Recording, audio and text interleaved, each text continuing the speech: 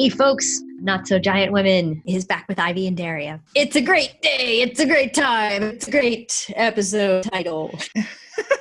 We're about to watch Rose's Room. So this is for many reasons an intriguing title. Any thoughts before we start? Well, Rose's Room, I'm going to take a stab that it's Rose Quartz's room beyond the door is unlocked or accessed, possibly with Stephen's inherited gem, and we might learn a thing or two about his mom in that room. Or, I don't know, maybe this is a rite of passage. Maybe Rose's room becomes Stephen's room if he's got the extant gem now. It's true. I guess so. We'll hope for a little more insight. We'll do it. Let's do it. Yeah, here we go, everyone. We are the crystal gems. We'll always save the day. I always get what I want.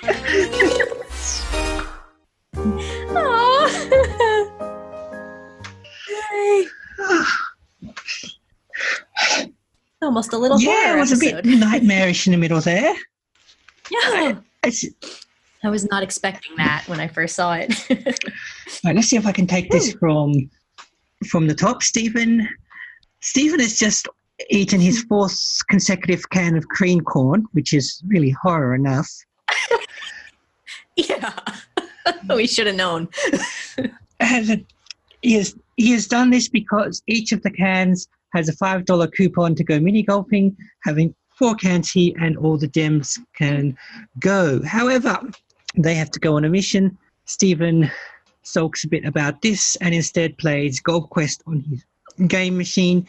And Golf Quest is a fun little game that looks like a cross between Crazy Golf and Pokemon.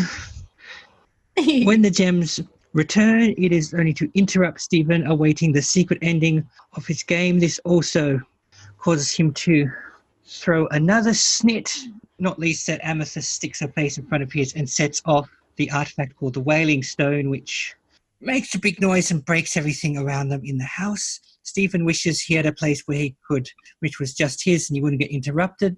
His gem glows, and one of the spots on the star on the internal door glows, and it opens. They realize this must be Rose's room.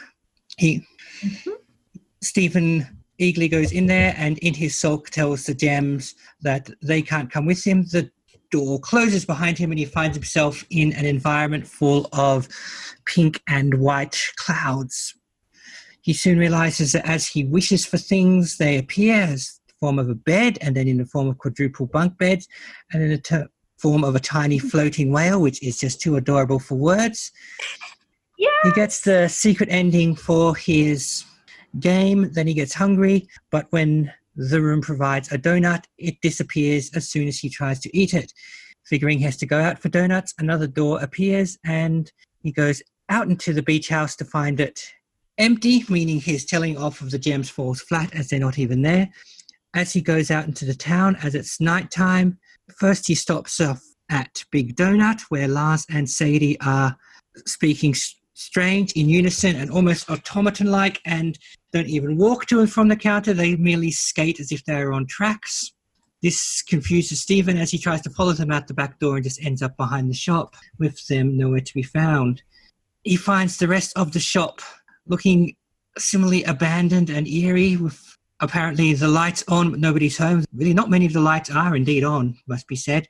As he passes the fry shop, he sees Peter's Frybo try to hand him some fry bits. He lays it on the counter and then lays another tray of fry bits in exactly the same spot, which simply replaces the first one, and over, and this freaks Stephen out, and he scoots away until he finds Connie at the edge of the town where the water is making no sense. She's just standing there, has the glow ring from a few episodes earlier, from her first appearance. And she just, again, automaton-like, just says things like, he's incredible, over and over again. Other townspeople appear, looking similarly strange, their faces strange, smiling and not quite complete. Even Lion. Stephen finds the town warping around him. The geography starts making sense, but he ends up at the front of the car of It's a Wash at the car wash.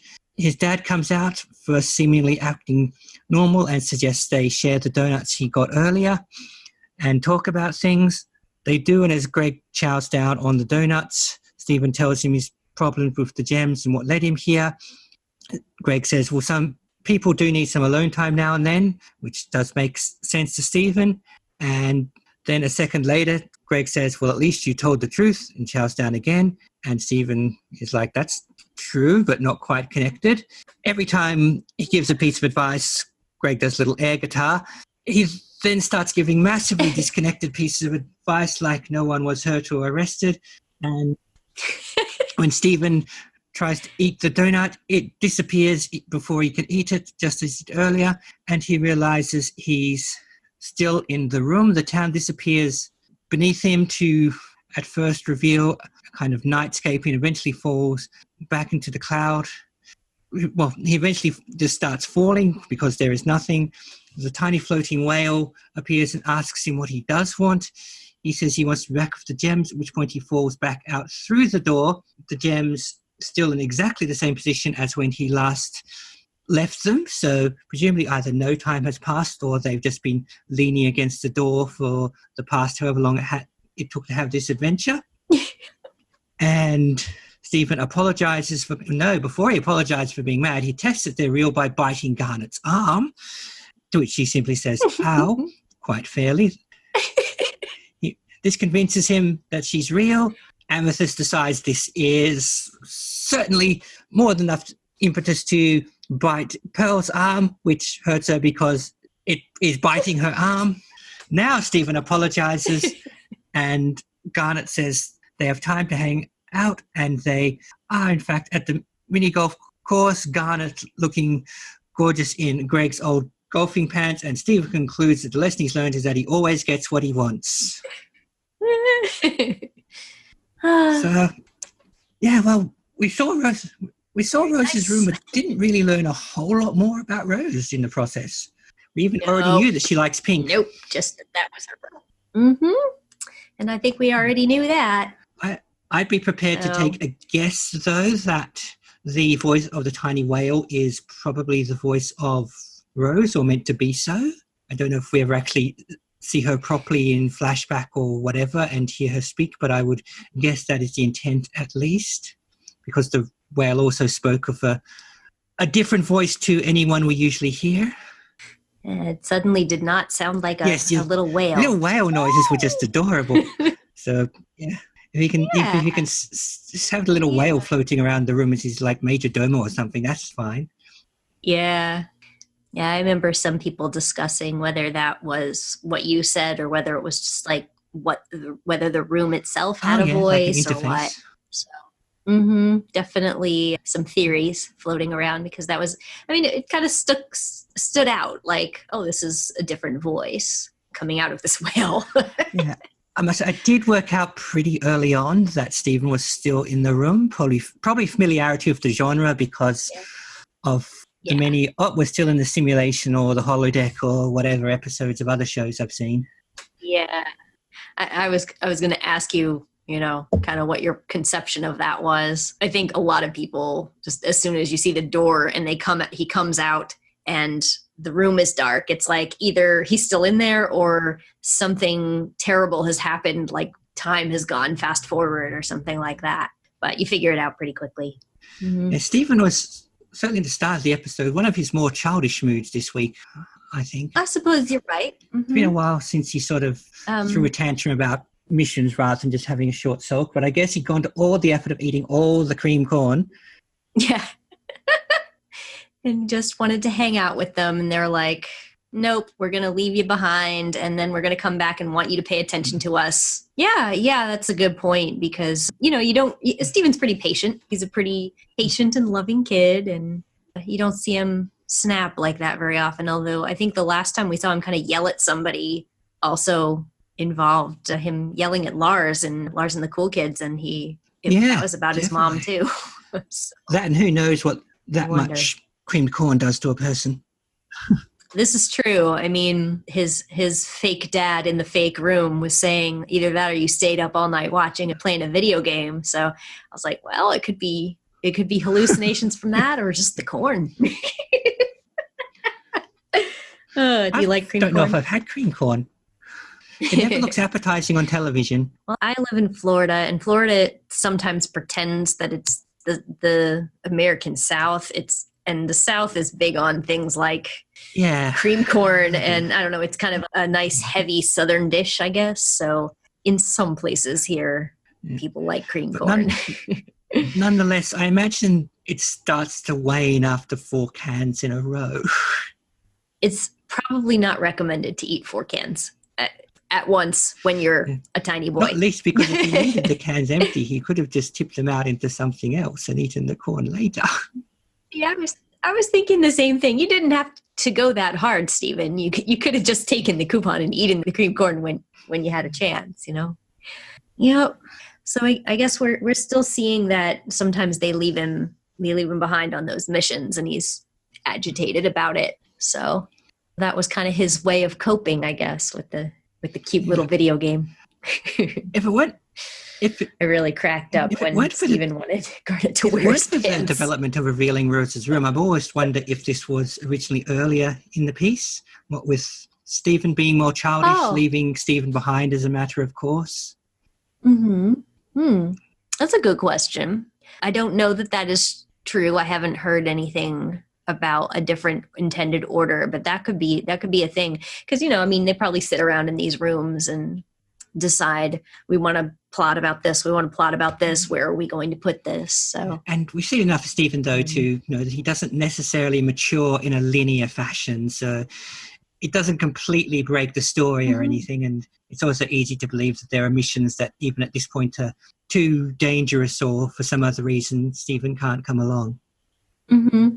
Yeah. So what's funny is Garnet says a dangerous artifact has appeared in the northern hemisphere. We have to go retrieve it. But then they come back with the whaling stone. So, is it dangerous? What is it? Is that the artifact in question, or is it just something that was around?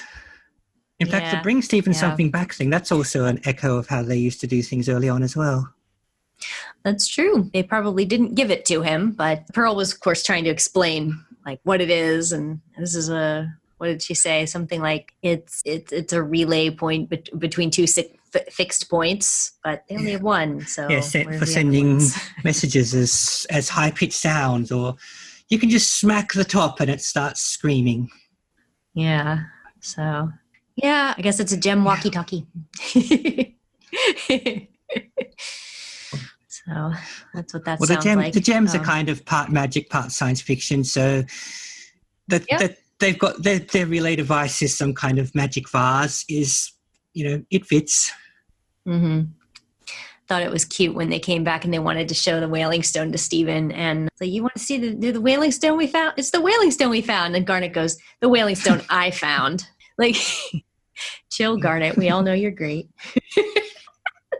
It's just funny how she sometimes says stuff like that. No, I did it.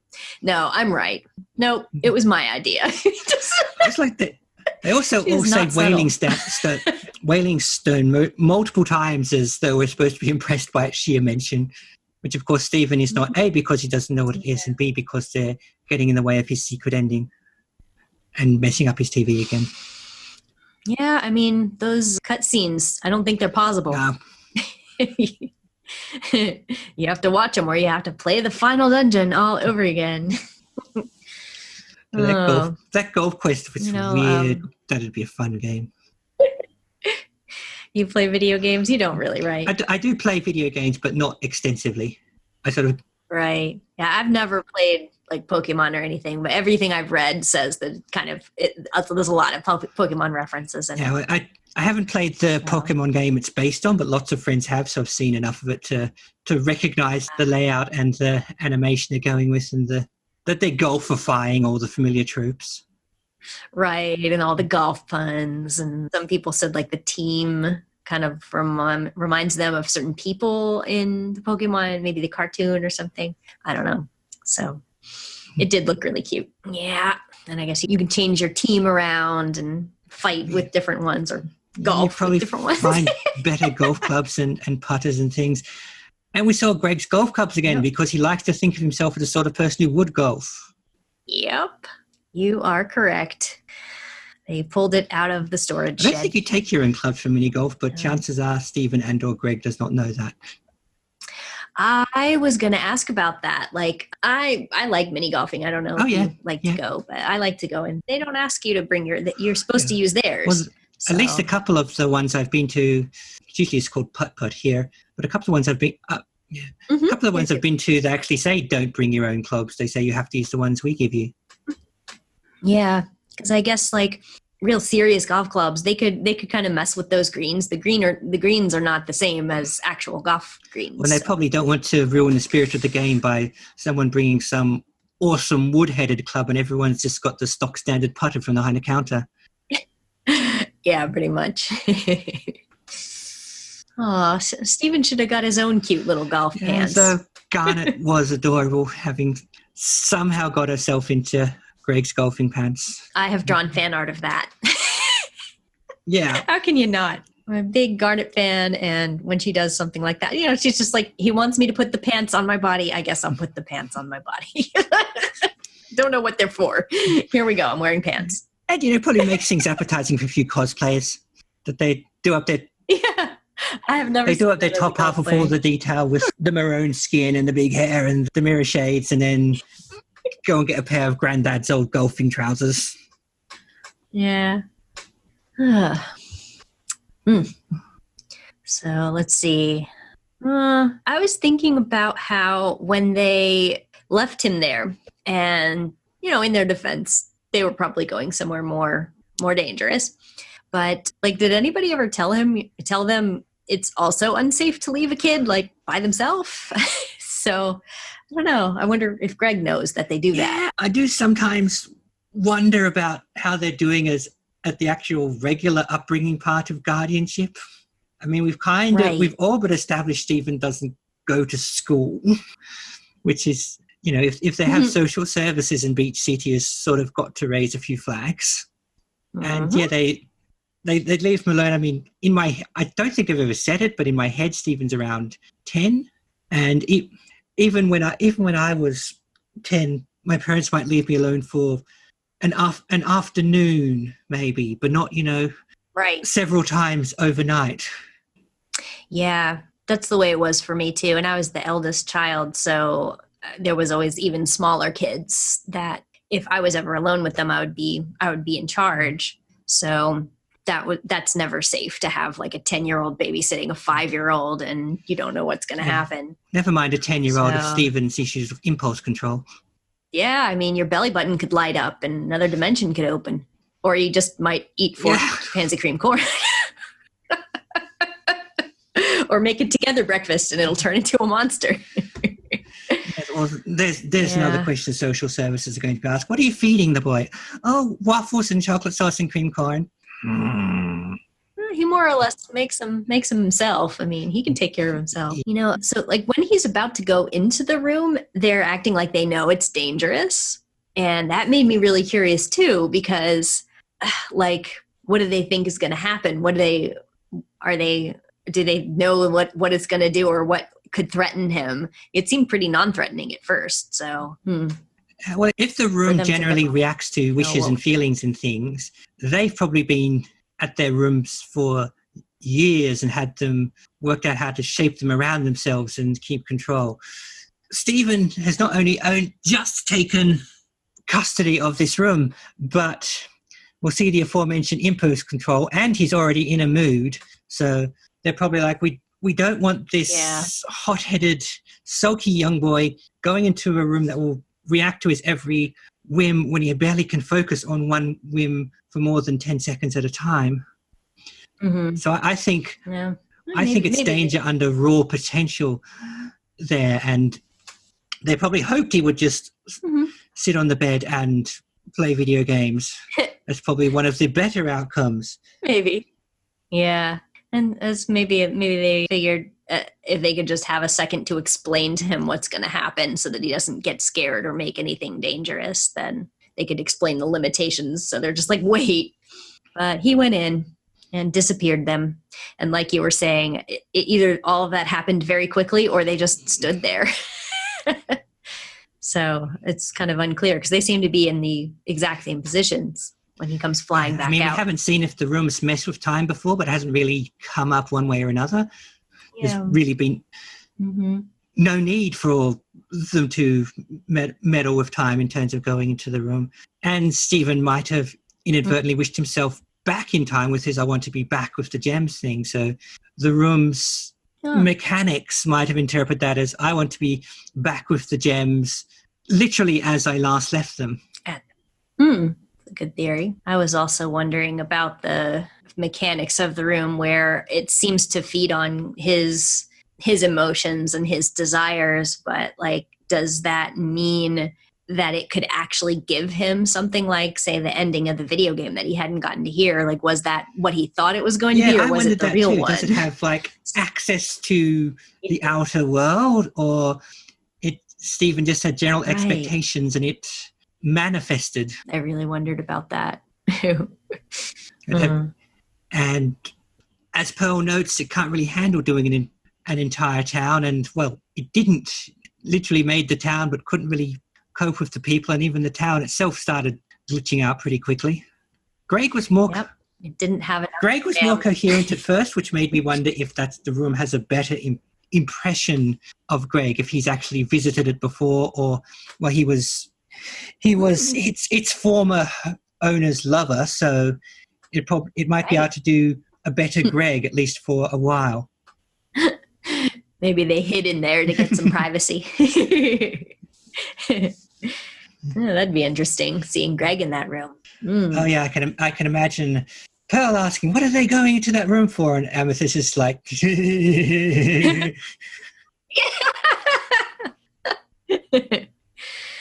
yeah. Wonder which one of them found out about the facts of life, human style first. Probably Amethyst, and then Pearl freaked out about it, and then Garnet would be like, "What? I've always known that." Whether she had always known or not, she'd say she had. She'd be like, "Yeah, it doesn't surprise me." A lot of humans seem to enjoy this activity. I found a purple and white book that tells me otherwise. Amethyst would probably be intrigued by anything that humans seem to enjoy. Yeah, I think Amethyst has got enough of a grasp on humans and immaturity that she still probably giggles whenever anyone counts to 69. I would not be surprised. And then, everybody, Stephen in particular, would be like, "What's so funny?" And then no one would. If Stephen develops anything approaching normal human rate, he's going to out-mature Amethyst pretty soon too. So I liked when, during the parts that were not cute at all, I liked how there were like a bunch of different video game glitchy type things going on, them glitching in different ways, like, Lars and Sadie saying those robotic things at the same time, or the fry bits being put down in the same spot over and over again was really cool. It was very video gamey. Very familiar video game glitch there, and harking back to old things where they didn't animate walking, they just slid the characters along. And the water that is just an edge, that's a very older style video game thing where the world just ends at an edge which you can't pass. Yeah. It definitely felt like it sort of changed flavor when he fell through the floor and he met up with his dad. It felt much more real. So, his dad is like friendship. What did he say? Honesty, values, and no one got arrested. Yeah, you're making less sense than usual, Dad. Yeah. I thought that was really funny. Oh, Greg. The air guitar. Yeah, I don't know what it says about the room or Greg that it actually took a few goes to notice he was also just doing a thing. Right. That, Greg could be saying this random stuff to me, and it's just dad advice. Yeah, I don't doubt that the real Greg has a few stock dad advice phrases he tries out and just hopes he gets the right one first time. Probably. Yeah, if every pork chop were perfect, we wouldn't have hot dogs one kind of fits. Yeah, I was almost surprised he didn't go back to that again. Yeah, that's true. I'm surprised they didn't use it as a stock phrase because it kind of was in the context. Ah.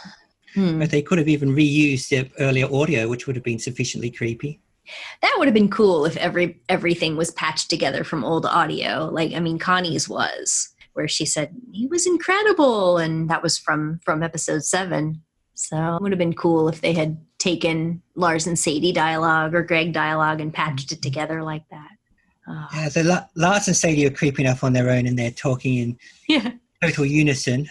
Yeah. Which, especially from those two, even apart from the simulation thing, suggests they're agreeing with each other, which is just not a thing very often either. Might be another Stevenism, because I think that he thinks that they get along a lot better than they actually do. They're crazy about each other. You know, I think in his head they're closer to grown-ups, and grown-ups just sometimes come in pairs. Oh, sure. Yeah. He probably just figures they're a couple, and they clearly spend all this time together. It's not at all that they have the same shift. They just must be in love. Though, to be fair, we have seen them hanging out outside of work now and again. So that's true. He may not be completely wrong, but yeah, I do remember when I was a very small child, and just every adult I knew was married to some other adult I knew. So I just assumed that's how people worked, because I had no experience telling me otherwise. Mm-hmm. They're just issued in pairs. They just give you one. Yeah, as you grow older, you're also issued with a spouse. Yeah. Oh, one thing I also liked about the room was that Onion was about the same level of creepy as usual. Yeah, I even noted in my head, oh, well, he's fine. He's the same as usual. Yeah. Steven just puts the donut on him. Yeah, all that I can see of the real Onion. Yeah. In fact, if the simulations picked up anything from the real one, I wouldn't be surprised if the simulated one is still just contentedly standing there in the void, blinking. Yep. People are going to think people are going to think that in my head this show is just about Onion and some strange people around him. It's the Onion Show featuring Steven Universe occasionally. To be honest, I don't know that I would watch that show. Oh, I'd have the Blu-ray library, and I'd have all the merch and. Yeah, well, I don't know. I think that I would have to, at least at first, but I don't know about Onion. I don't know. Maybe that's blasphemous for me to say that I'm not really an Onion fan, but I kind of like the idea. Fan doesn't seem the right word for me. I'm just kind of fixed on him, for he is this strange, pale, yellow, semi-formed child. Named Onion. Named Onion. I guess he's not unusual in that town, though, because there's lots of people named after food. Yeah. It's in fact, the only strangeness is that he's called Onion and he doesn't run an onion shop or something. Yeah. Yeah, how come he doesn't have an onion ring shop or something like that? That'd be funny. Yeah, he wouldn't want to stay in one place long enough to run a shop. He'd have to find a way to steal from his own shop. Yeah. Then you'd realize the profits are dropping, so he'd steal to make them up from his own shop. And I don't know that he could eat his own product, because that would be cannibalism. Onion eating onion. Are we entirely putting cannibalism past Onion, though? I don't know if he operates on our human levels of morality. All right, I'll have to give you that one. Oh, well, I guess speaking of cannibalism, Steven trying to bite Garnet. Ow. Yeah, there are ways you could have done that, Steven, but okay.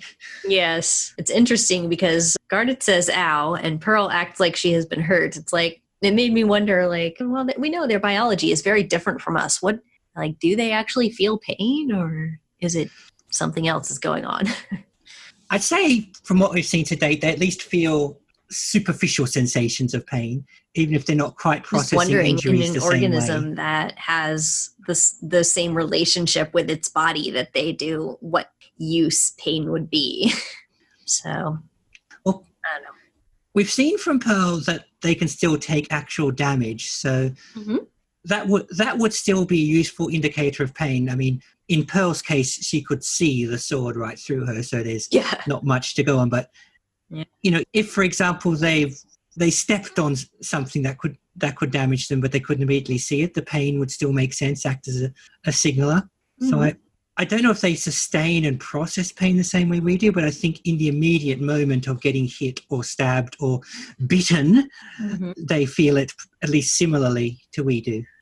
They do act like it, at least sometimes. But then other times there's things like, you know, Amethyst swinging a bat around trying to hit a piñata, and she hits Garnet right in the head, and she's just like, higher. But that's also Garnet. Yeah, I was going to say, she doesn't make for a good sample. Right. She's very stoic about all of that. She gets flung into a building in Beach Party. When she gets flung into a building, she just lays there. Yeah. Pearl is dramatic, so of course she would react that way. And simple Amethyst just being plain old exuberant. Yeah. She might even have just picked up the trait of saying ow and reacting like she's in pain, whether she is or not, just because that seems a great way to make noise and get attention. Yeah. This is like in the last episode. Pearl, I got a boo-boo. I'll walk it off. With this gem biology question, I practically already gave you one of these probing questions, but I had another one if you want it. Yeah, well, I do love exploring gem biology, but let's hear what else you got.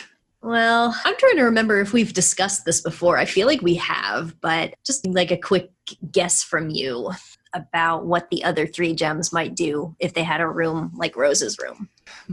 What would their fantasy room do? Well, I think Amethyst would pretty soon come to look like what her actual room does. I thought the same thing. Just because discarding and just putting crap, even if it is crap she conjured through the room's holodeck, whatever, and just leaving it around. She wouldn't even think, oh, I finished with that, I should blink it away. She would leave it in a pile or just forget about it. Garnet's, I would imagine, as for the most part, very functional. Maybe with an area that's unseen even by the other gems, which to me represents that. Because I think her emotions actually run deep, but she rarely lets the deep ones get to the surface. It's hard to tell what she would do with her free time. You know, if she had time off of a mission. You know, what would she be doing if she just had some alone time to play around? And Pearl's would be incredibly organized. I mean, we saw a bit of that with her very sorted weapon collection, which must be just so in the right order. It would actually, I would imagine that if it weren't for her waterfall fixation, it would look very pristine and bare white. It would look good, but it wouldn't be anything out of place or chaotic. Yeah. Things to organize. The exact opposite of Amethyst. Yeah. For those people who have listening and have seen, I would imagine Pearl's looking a little bit like the weird therapy space in Black Lightning, which is this white room with functional furniture, yet sort of in this semi-cosmic broad white space. Okay, I can see that. I guess this wasn't even that good of a question because they do all have their own rooms that presumably represent what they want. So they can't just make them look like however they want, but there's not a whole lot of difference because you assume that those are their spaces that they have control over. So well, if they've been at it for longer, they've probably been able to work out that having at least quasi-stable is useful to them. Stevens is basically a pink or black void at the moment. Yes, so. And he probably only has something to stand on because he assumes he will. Could be. But the others had definite edges and borders, and this one is just, well, as I said, a void. Yeah, it's just nothing. So I don't know if that's how Rose preferred things, or if it's just because it's effectively a blank slate and still Stephen gets a proper grip on things. In Rose's room, there's really nice music, at least at first. Yeah, they definitely a bit more than the standard music here was, as they show sign of it feels a bit nice and ethereal. Rose's room at first, then it comes on a bit more harsh and deadly once we're into the whole thing breaking down. Yeah, that was super creepy. They do really well with the atmospheric music in this. I like that. And the video game had its own music. Yeah, very fitting. But no songs. No songs. No songs. What else do you... We must be due another song soon.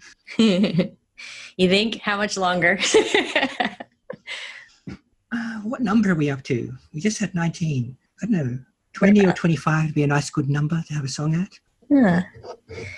Yeah, I guess we had a song in episode 1, if you count the Cookie Cat rap, and we had Greg's song in episode 2. And then we didn't really have another real song until episode 12. We're due. We're definitely due another song. Yeah. What was our last one? I guess there hasn't really been any other songs since Giant Woman. There was a little birthday song. And other than that, yeah, it was all background stuff. You're right. Well, is there any more episode stuff we should talk about before we talk about food or merchandise stuff? Nothing springs to mind. It left a lot open for us. Another case of teasing us of learning more about Rose, but not actually telling us much more about Rose.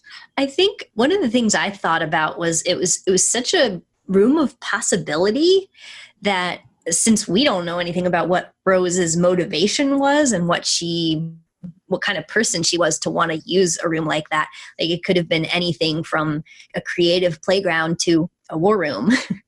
Yeah. Food, there's of course the creamed corn. Well, and Stephen did ask for some pretty specific donuts at the Bake Big Donut. Yes. I have excuses for not making donuts at this point because I figured they're just store-bought donuts. So anytime a donut was involved, I just got a donut. Well, also the donuts didn't look like what he described either. That's true. Yeah. He didn't get to have what he asked for. I did, in fact, make some creamed corn. And what actually is creamed corn other than corn?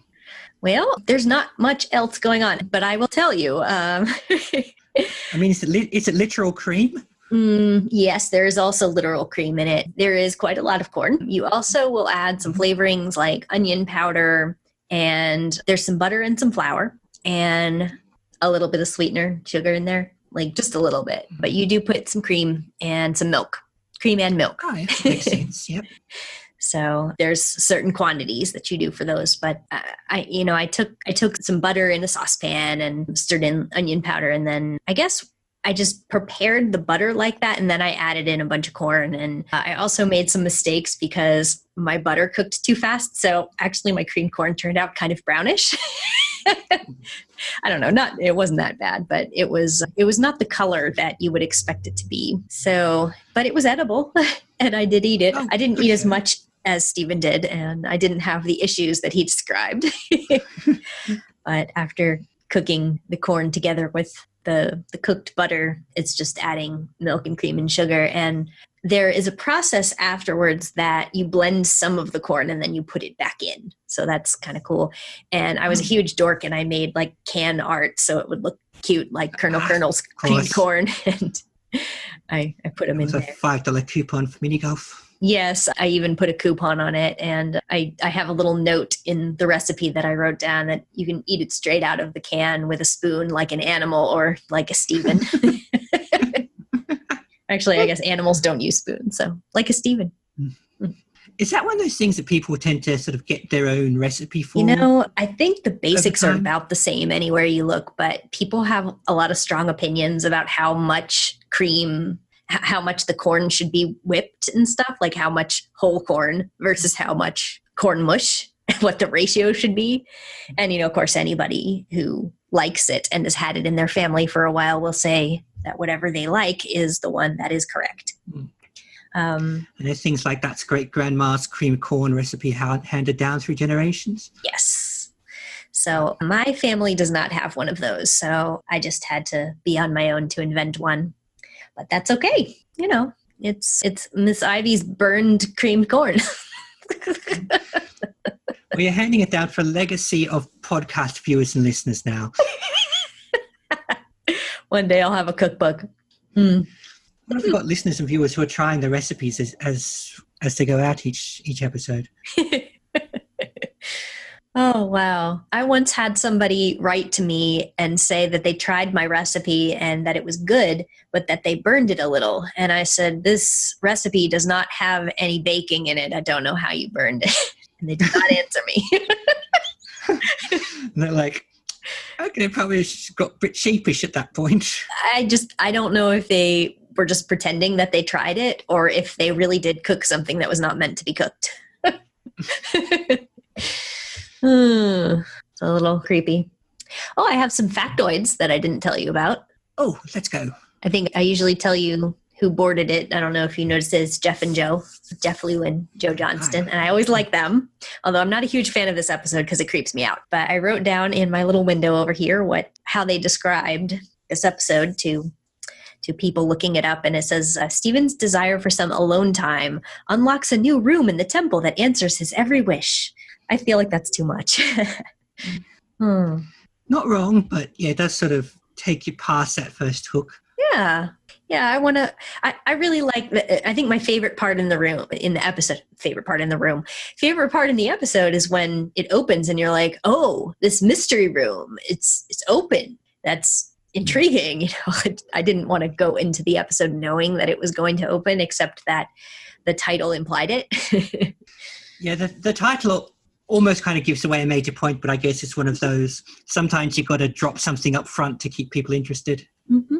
And definitely any mention of Rose at this point it's making us interested because we've been curious about her for a while. And that's why I always, if I may digress a second here, I get a little frustrated when people say, oh, the good episodes are this one, and this one, because you're not going to feel the buildup at all if you skip right to episode 35 and you're just like, what's the big deal? You don't feel how long people have been waiting for this, So, yeah, it's no good jumping straight from nowhere to the mystery revealed if you don't know how you've been feeling that mystery for however many episodes. Yeah. And you might have developed some of your own thoughts on where it might go or your own theories or at least your own feelings about it or whether you're curious. So, I mean, on the one hand, I don't want to say you have to be tortured for a while before you can feel satisfied by not being tortured anymore. But, that's how stories work. You have to ride some of the buildup before you can even enjoy the payoff. Yeah, I once I can't remember which show it was, but a friend of mine asked me and another friend to make a sort of essential episodes list for a show because they wanted to do rapid catch up for a big event. Uh-huh.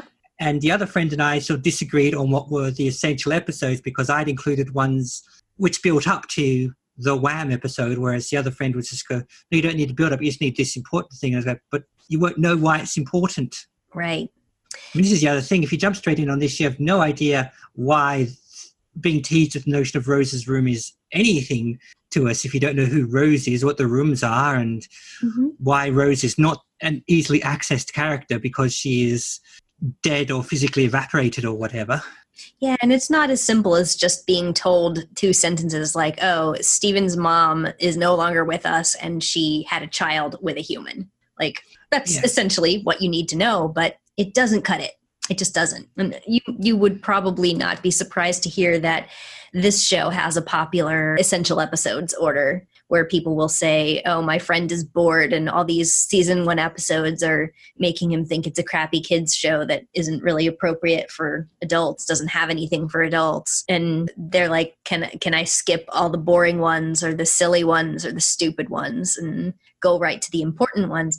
And, being a huge fan of this show and wanting to make a podcast and collecting all this merchandise, I'm obviously a biased person who thinks everything is important. But story-wise, as a writer, as a fan of stories, I can definitely say that this is one of those slow builds that really pays off. And even though you and me are only 19 episodes in, I'm sure you can tell that because you know stories as well. And you understand how that works. Yeah, and I know enough, even though I haven't seen it, I know enough that this series gets big in its own world later on. And I think you can't do that unless you sort of set down what you're going beyond.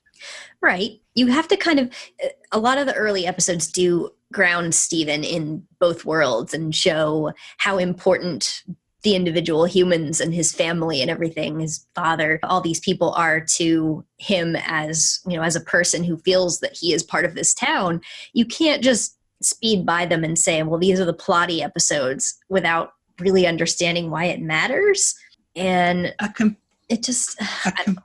comparison I've been making in my head, which might seem a bit out there at first, is of the Stargate TV series, of Stargate SG-1. Mm-hmm. Because the first season of that is very much what they called Planet of the Week. They go through the Stargate to a new planet, have a little adventure there, come home, that sort of thing. Occasionally a bit of a variation, but that was basically it for season 1. Mm-hmm. Things started to change in season 2 and beyond, and I maintain that you need season 1 of the Planet of the Week thing to establish that Planet of the Week is business as usual, so you can show what is not business as usual when you want to really start taking off with storytelling later on. Mm-hmm. Yeah. I think that is a very similar kind of vibe to what this show is doing. But I think also there are, say, Together Breakfast. It's kind of a silly, his breakfast became a monster and they have to fight it. But it's also the first time you see inside the temple. And they're giving us that peek, not necessarily because this is like this huge lore drop or something. Sure, we want to see it, but it's zany, it's funny, it's got a lot of jokes. And then they fight a breakfast monster. So it doesn't seem like an essential episode. But then when you go to episode 19 and he's going inside the temple for the first time, how is that going to have any impact if you don't know kind of what the other one's rooms look like and what this temple is to them? And Together Breakfast is a great example, not just because it's one of my favorite episodes so far, but because it has a lot of passive world building without that big lore drop. Because one of the things that Stephen is interrupting is Garnet trying to orb something away, the idea of, texts that are in and of themselves deadly. As you say, seeing the rooms and the temple. I mean, up to this point, we could have thought they have rooms back there, but we might have thought they were just rooms. This was just an ordinary structure. Right. And it also shows you one of the kind of things they deal with is a creature that could take host in any kind of physical body, even that of a breakfast. Mm-hmm. So this might be a funny thing of, we're being attacked by breakfast in episode 4, but down in episode 44, something like that might take a far more deadly and serious form. And that means it didn't come out of nowhere, and it's escalated from what you saw back when something like that took control of the waffles and cream. Mm-hmm. Yeah. You see this argument go back and forth, so people are just sick of each other all the time. I mean, I'm sick of the other side too, but they say they're sick of me saying that every episode is important because they're like, no, it isn't. You can just explain that one time they went to this sea spire and destroyed it because Stephen is dumb and he forgot this doll.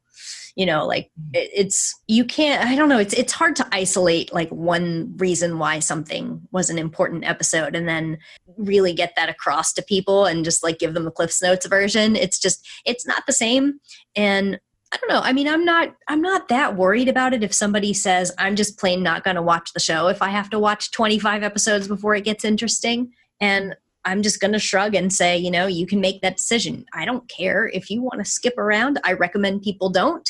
And I really think that once you get to these episodes where you realize a lot is going on, you're going to want to go back and you're going to kick yourself. Of course, another thing is that what with the sequel series out there, it's kind of still running. So you might say, oh, that episode is not important. Then it might become incredibly important in the next episode of the sequel series. And someone says, oh, this thing we haven't mentioned since early in season 1 has suddenly come back. And oh my goodness, it's serious. I sure hope you watch that one because I haven't got time to explain this. Yeah. Yeah.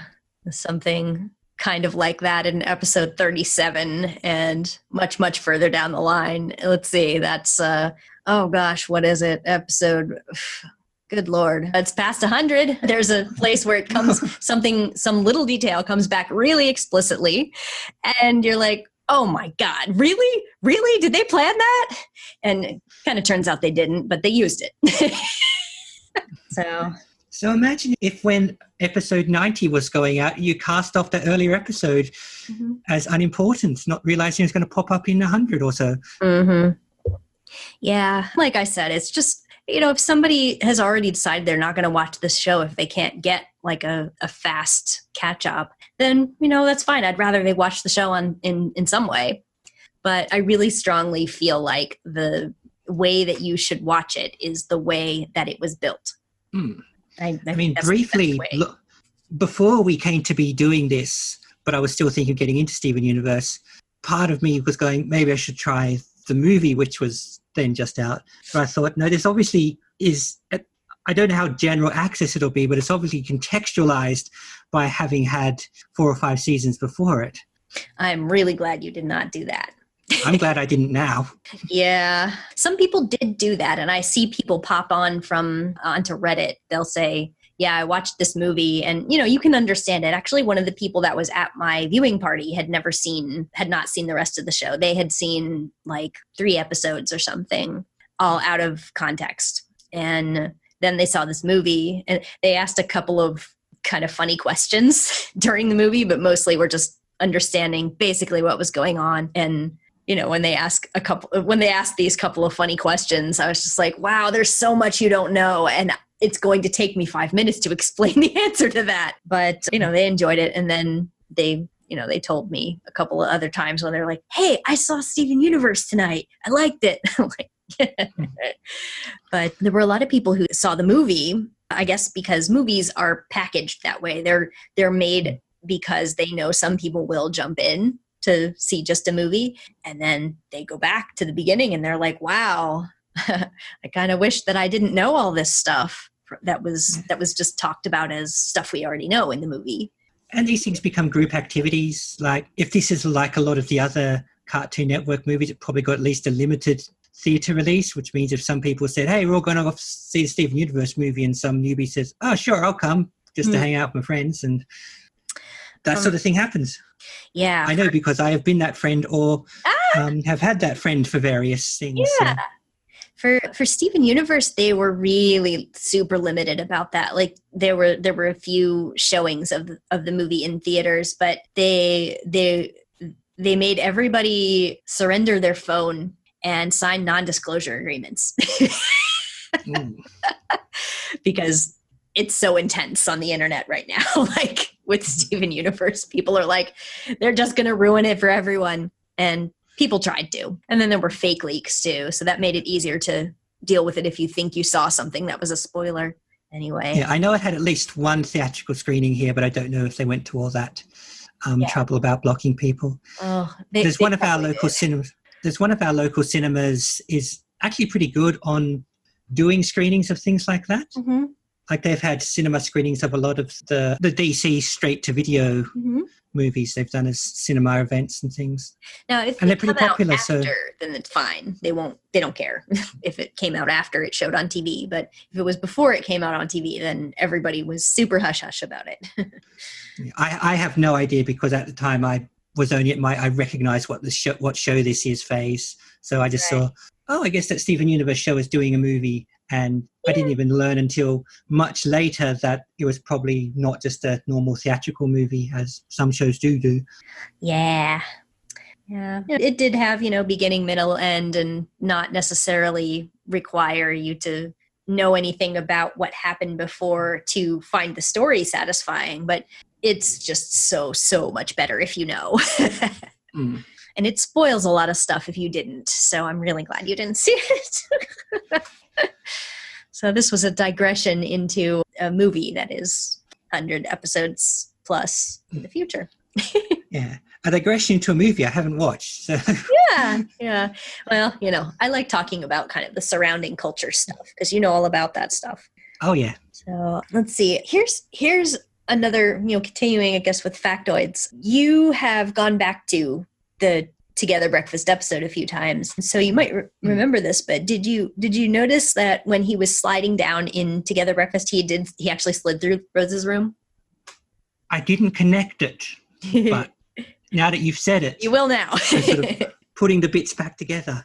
Yeah, he's sliding down the thing, and then there's this little piece where he's like, "Oh, this isn't so bad," and it's pink clouds, and there's that music, and then he slides into Garnet. It's like, "Oh, never mind."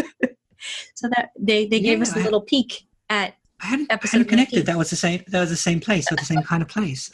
Yeah, I just thought it was a position of relative peace. That's just a fun little Easter egg, isn't it?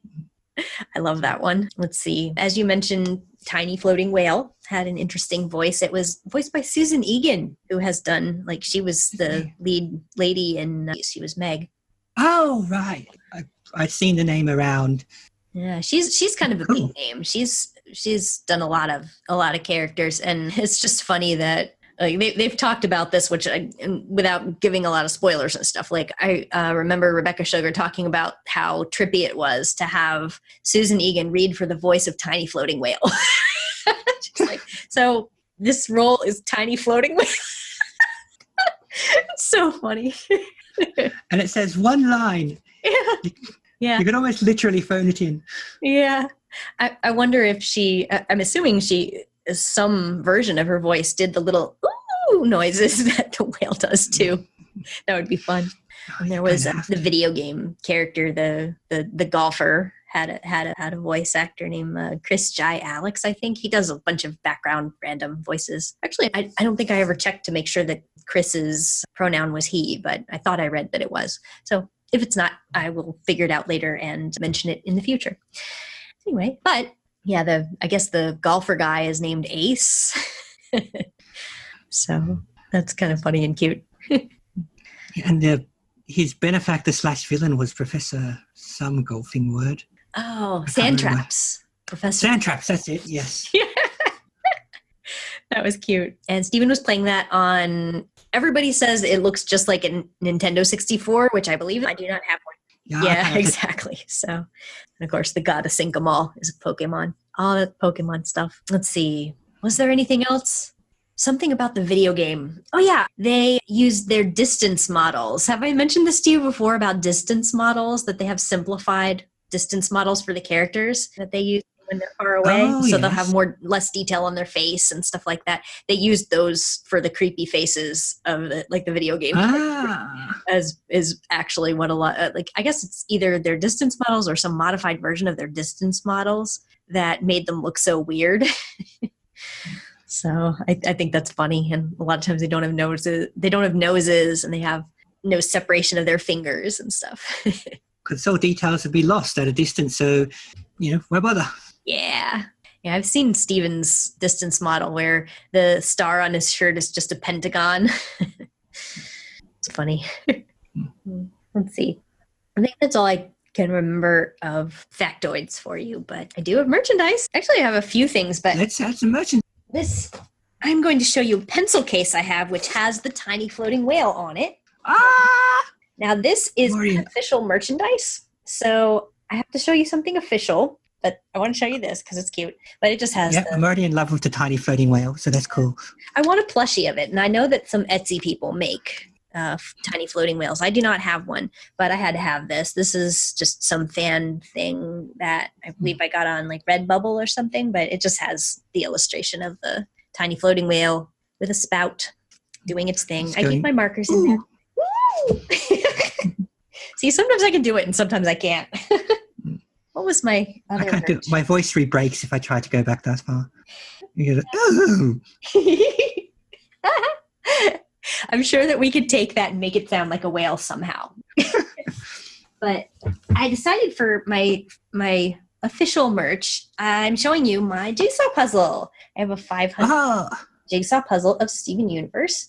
And I'm bringing this out because he was playing a game, and this is the closest I have to a game. But my friend and I put this 500-piece jigsaw puzzle together one night. We were like, hey, it's a puzzle. Let's do it. And then 3 hours later, we're like, we're not good at puzzles. But it's just like one of these boilerplate art things where they have all 4 of the main gems just in their poses with their weapons, except for Steven. And we did put it together. It sat on my coffee table for 2.5 weeks before someone finally made me take it down so we could use them. Yeah, that's the trouble with jigsaw puzzles. Once you're done, you're sort of like, I don't want to undo all the work I did, but it is just kind of sitting there. Yeah. So one of my friends took a couple pictures of me sadly putting it back in the box. Oh. Yeah. Actually, I guess we're going to get a triple feature here. There are video games, and I don't own a video game system, so I borrowed a game called Save the Light, but there was a mobile game called Attack the Light, which I have on my phone, but if it'll load, I'll show you the opening screen. It's got a little Steven playing video games kind of thing, and it's cute. And it's just a little mobile game where you flick and stuff to have the attacks happen. But Steven with his cheeseburger backpack is the one who has all the supplies. And I noticed the simplified designs on the game animation there. Yeah, but you can't play Attack the Light because it's spoilery for you still. Fair enough. Though I noticed that the 2 titles reflect very different attitudes toward the light. Save the Light and Attack the Light.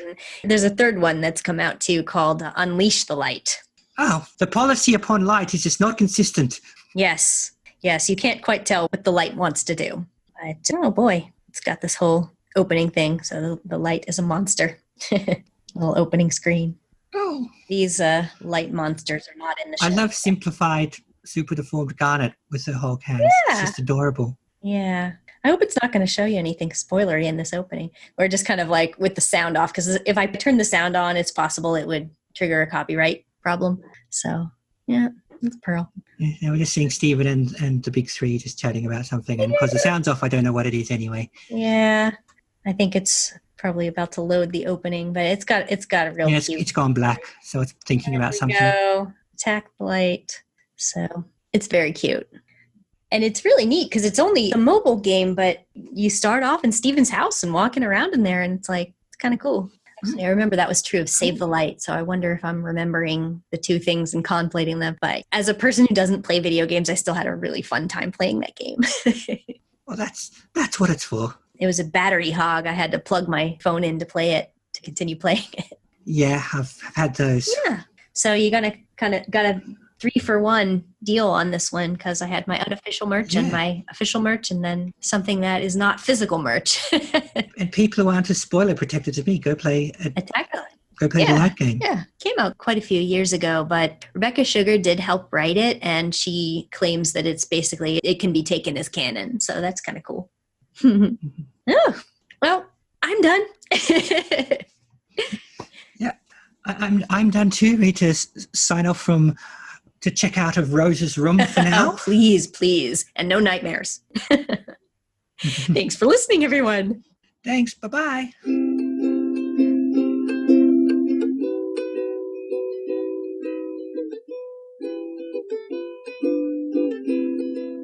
You've been listening to Ivy and Daria on Not So Giant Women. You can find episodes of the show in video form by looking up Not So Giant Women on YouTube. Or in audio form at anchor.fm/NotSoGiantWomen or your podcatcher of choice. You can also find us on Facebook. Audio production by Daria. Video production and music by Ivy. Daria can also be heard on Podsploitation, the Ozploitation podcast. And Ivy at her Steven Universe fan blog at love-takes-work.tumblr.com. Steven Universe was created by Rebecca Sugar and remains property of Cartoon Network. No infringement is intended.